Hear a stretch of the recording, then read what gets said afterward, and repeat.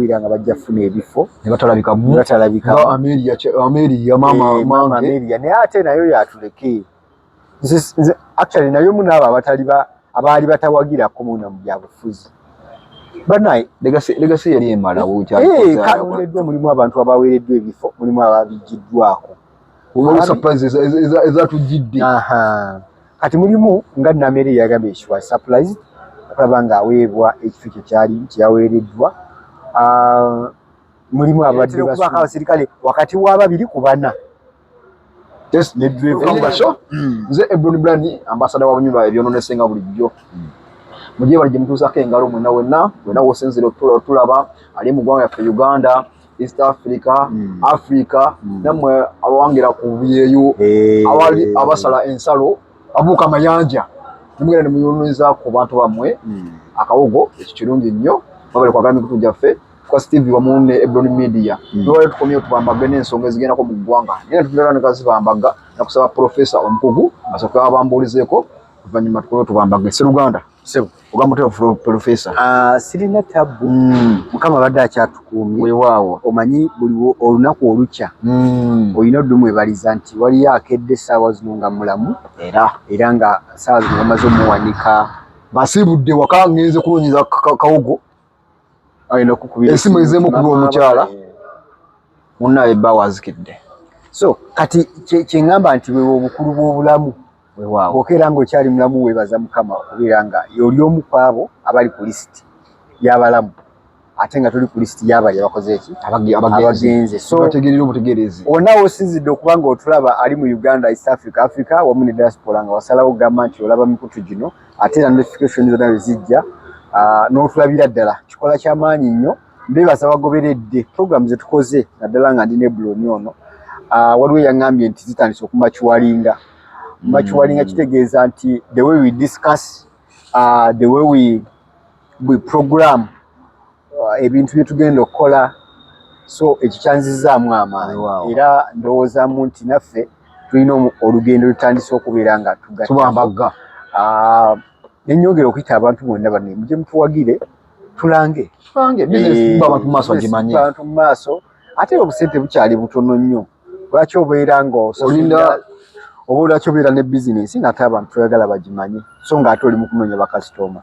noonyeeko enamba kwezi ku screen w'olabidde oba oli ku Ebron Media oba oli ku Focus TV ojja kuba ofuna oba oliawo service ya advert weewaawo ku kasente akatono ddala yesewo finally cabinet yalondeddwa abali beesunga ebifo abamu tebabifunye abamu babifunye era bali tebasuubira nabyeko omubaka omanyi mwenaalemu eyo mulimu abantu kubadde siriwe enaalimu mulimu abantu bange benzikidizaamu nameera obudde buno ayogeza maanyi yagudde mu bintu nebamuwa tugenda kubamu yakufunye ogufo yakonodde ogufo tugenda kuba cabinet eyalondeddwa abataafunye ebifo abaasala eddiiro basobolera ebifo kibaleka luddawa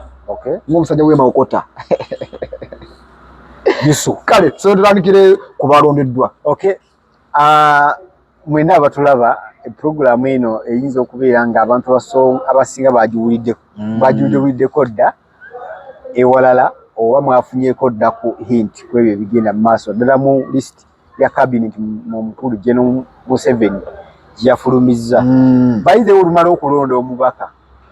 netumala n'okugenda wali mu basipiika ne bafuna sipiika ekiba kiddako ekirindiriddwa bannansi eba cabinet so lisiti yafulumye naye waliwo akantu kamu ke neebuuza nabadde nsoma full list abantu abamu tebagenda mu details tulinako abaka abasukka abawera 10 if not mistaken ministers ng'otaleko cabinet minister waliwo full minister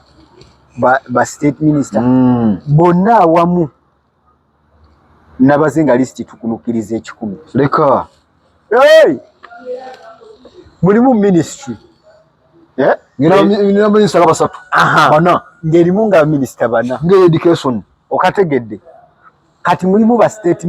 ba state ministers baminisita ababeezi aba state oyinza okubabalanga baliweranga 20 bibasinga n'obungi okusinga abafulumizi oba 3 kakati ku privileges ezigendera ku title ya minister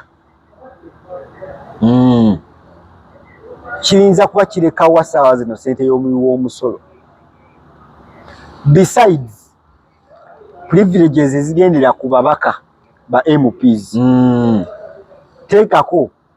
n'ennamba y'abaministers abalondeddwa abangi sooka otemetememukaawo omuntu ayinza okugamba ayinza obutakitegeera biki ebigendera ku minisita ebimuweebwa kati abantu bano wammanga ba ministers minisita waba alondeddwa nkasiddwa nti minisita ekisookera ddala afuna emmotoka eya ministry brand new si buno bumotoka bwabukadde 10 ekyokubiri minisita oyo afuna gye bayita security obukuumi police oba UPDF evunanyizibwa omuwa obukuumi era aba n'emmotoka eyo eya security lidika oba kati mulimu batopu abafuna lidika naye ne mubamu bano abaddako abafuna nga deputy bani abafuna ezo emmotoka eyiye nengerimu obukuumi va ku yiye waliwo eyiye ekulembera ne baweevaako emabega eya security ereetera okubaako abasirikale wakati wa 2 ku 4 ekulembera eya security emufungwa balabala kakati abo bonna basasulwa setemanyingi zitusaasaanya minisita singa akeera ku makya ng'aliko omulimu omutongole gw'agendako wano mu Uganda afuna facilitation fee ali wakati w'emitwalo 45 ku nkaaga oba 75 kisiza nawo wakola ki padde padde nti kati Ebuloni nkutumye e Masaka I don't know how many days ogenda ku mulimu bwe guti every day you spend but every day you spend amafuta tegaliiko go gasasulwa already go gabaga kaadi ego gabaga kaadi okategedde gwanga nina ssente ku ssente ezo bali abagoberezi biki bonna bagenda kuba bayina already facilitation eyaabwe same as omubaka nti omubaka alina gye bayita mileage nti omubaka ave erira afuna akasente akamileage akakentambula okugenda n'okudda sizo ezimu n'omwana ono wa central buli lutuula bafuna allowance ngerageranya expenditure eri wakati w'ababaka ne baministers tuli mu kugamba ssente w'omusolo manya ssente ebintu birinnye beekanamye ssente mafuta gafuusa amafuta naye ekizongeza kwe kufuna ssente oba kwe kufunamu omusolo oguyinza okufacilitatinga budget ebeefulumiziddwa ekyokubiri n'okuketalinga for these expenditures naye eggwanga lwaki ziba zirinnyisa expenditures z'abantu bano oba z'ebintu bino ebiringa ebyokwejalabya singa omubaka olondebwa n'okakasibwa ofuna emmotoka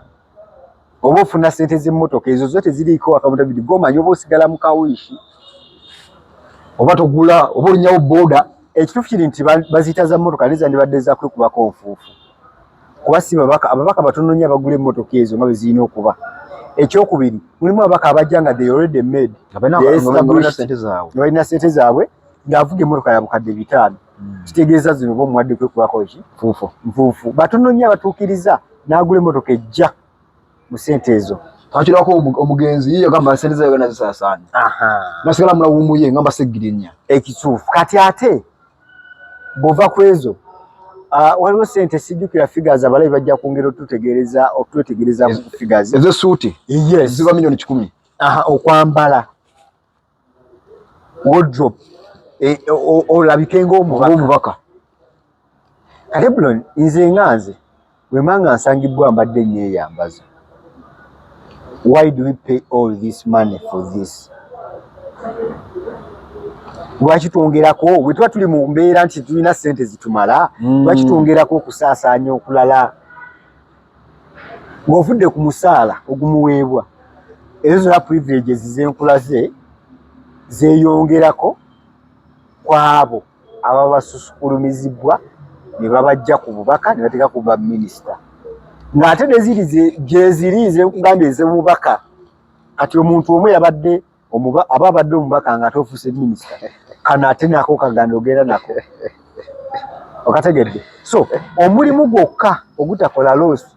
singa oba omaze okuyitamu omaze okuteekamu kyotaddemu nga bwogamba nti zaala tuyita sure deal gwe mulimu gw'ebyobufuzi wano e Uganda mulimu akasente abasajja bakuba entole ya ssente ng'oggyeko ebyo kwe kukola ziddiiro era mu ngeri awo kamuseewo akange 231 Gomba West mundabiranga ddala ogenda weereza bantu nyera kuweereza abantu Gomba West njijanjuja kakati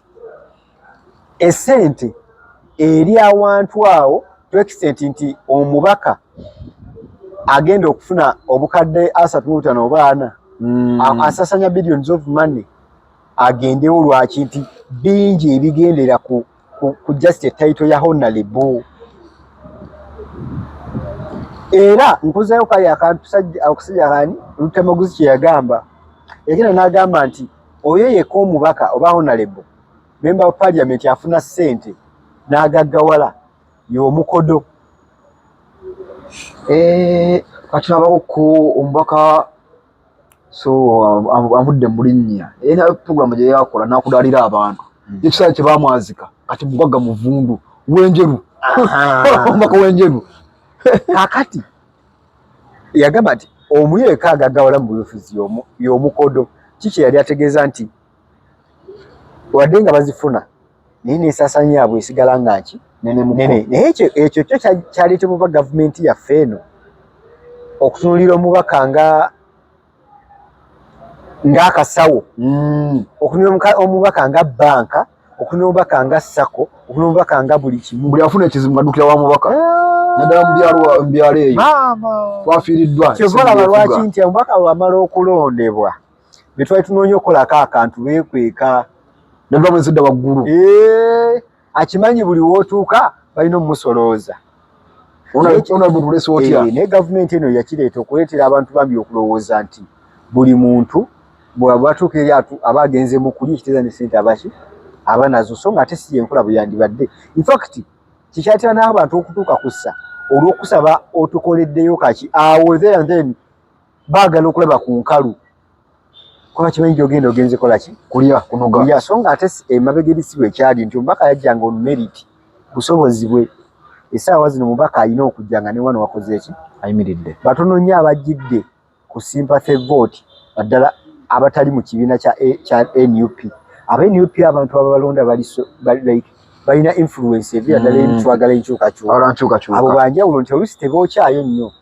naye abasajja basasanya ssente okusukiriza n'okugula abalonzi obateeka mu bifo balimu so kati badde obuuza ekya kabineeti yalondeddwa kabineeti yalondeddwa mulimu abantu abaweereddwa ebifo mulimu ababijjiddwako ezatujjidde kati mulimu nga Namere yagambye she was surprised okulaba ng'aweebwa ekifo kye kyali kyeyaweereddwa mulimu abadde basuubira okubeera nga bajja kufuna ebifo ne batalabikamu Amelia maama Amelia naye ate nayo yatuleke nze actually nayo munaabo abaali batawagirako muna mu byabufuzi banaye legasi yali emalawo kati alaba kati ku mikutu gyaffe gino okuleka nga otugamba oyagala fiira mu byabufuzi okuleka nga otugamba nti gwe mu bwongo obwo tokyalinayo kintu kyosobola concentratingako mu bukadde bwo mulimu emyaka ng'olina okuba nga wawumula ng'olina by'okoze oli mu kulabirira bintu ebyo omubaka kati nga Moses ali at his age kiki kyakyayagala nawuddeko ku lugambo bamugambye yeesigalire waka gwe omusala gujjanga kujja mu palamenti kati abaka bwe bati so ya dropping baire bamusudde yavuddeko ku bwa second deputy minister prime minister babumugyeko. Abaka abalala badde batufuukidde bebyabadde tusooke ne bano bebadropinze Moses Ali y'omu ku abo bebaggyeko ali ttale. Waliwo omusajja abadde Voka Ennyanga asesa nnyo abantu tomwerabire ne Anita Amongo naye ali ttale. Matiya Kasaija muntu wa bulijjo Anita Amongo takyalina bufungwa balabala. Matiya Kasaija oyo wa